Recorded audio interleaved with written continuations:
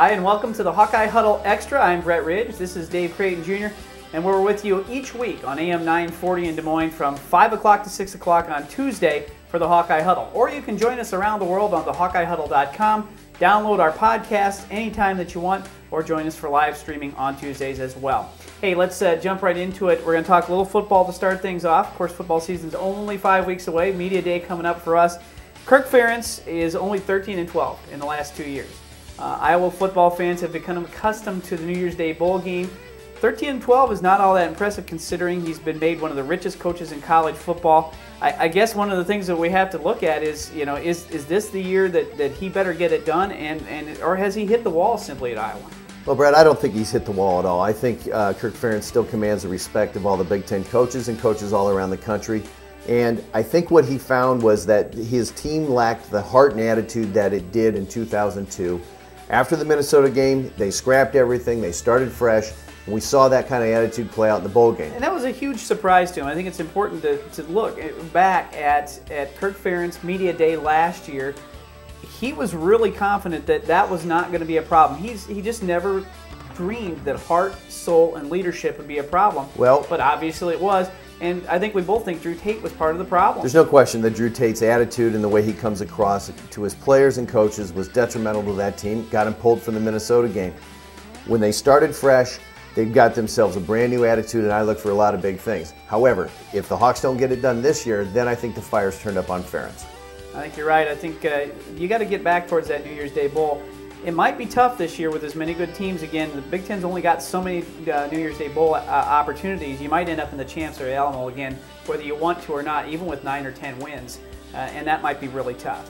All right, let's talk a little bit about some of the position battles that are out there. There's several of them that'll be new this year. We mentioned Drew Tate's gone, so you've got to take a look. Is the quarterback the most important position change/battle? The safeties, which are both new, and we've got a brand new kicking game.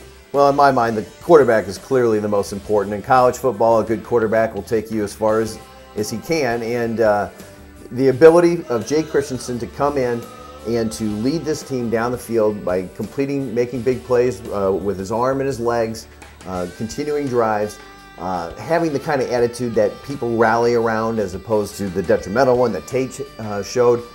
And Christensen's ability to not have turnovers in key elements or key moments of the game is going to be a huge key for Hawkeye success this year. Well, I agree, but I think I'm going to go back to the safeties, and I think that you're looking at two positions that are extremely important for the Hawkeye defense. Every time Iowa has had a New Year's Day Bowl team here under Kirk Ferentz, they've been on the plus side of turnovers. They had plus 15 back in 2002. And negative 11 last year. And I think that to get the ball turned over more interceptions, you got to have much better pass coverage. Now, maybe that starts on the defensive line, but I think it starts a little bit with taking care of the guys that you have to guard. You got a bunch of brand new kids. We're not even sure who's going to get to play those positions right now because of issues prior to camp. Guys who are academically ineligible, possibly out due to OWI, who knows, but at least you do get Devin Moylan back, which is a surprise, to join in with a bunch of new good players. Hopefully, that's going to be a very big key to watch as we move on. And don't forget the kicking game with Donahue and Signer, brand new this year. All right, well, the Hawks also had a lot happen in other sports while we've been off the air since March. And one of the big things, obviously, Todd Lickliter, hired from Butler University to become the new men's basketball coach. Sayonara Steve Alford. We're happy about that, but I think a lot of people kind of questioning whether Lickliter was the man, and maybe the way things have gone so far. A few Hawk fans a little uneasy about some things. You mean your question? Todd Lickliter, National Coach of the Year last year, is a tremendous hire for the Hawkeye program. He brings integrity, he brings basketball knowledge, in-game coaching. He took a team of a bunch of kids, underachievers, if you will, from Indiana at Butler University, NIT preseason champs, beat Tennessee at the Garden, played Florida as strong as anybody did at all during the NCAA basketball tournament last year. Todd Lickliter is a great hire. He's going to get kids who are going to understand the system. They're not just going to run around willy-nilly and chuck one up. They're actually going to have plays. Well, anything to get rid of the running around till somebody falls down offense that the Hawks have run the last couple of years. That's right. No, I think you're right. I think as a bench coach, I think he's terrific. He's proven he's great at that, and I think he's going to be great at that. What I'm a little worried about is that hiring Laval Jordan and Joel Cornett from Butler with him, that's great, but then Chad Walthall from Loras, he picked him up I'm not sure where these guys fit into the national recruiting picture, and I'm not sure you have to have a national recruiting picture.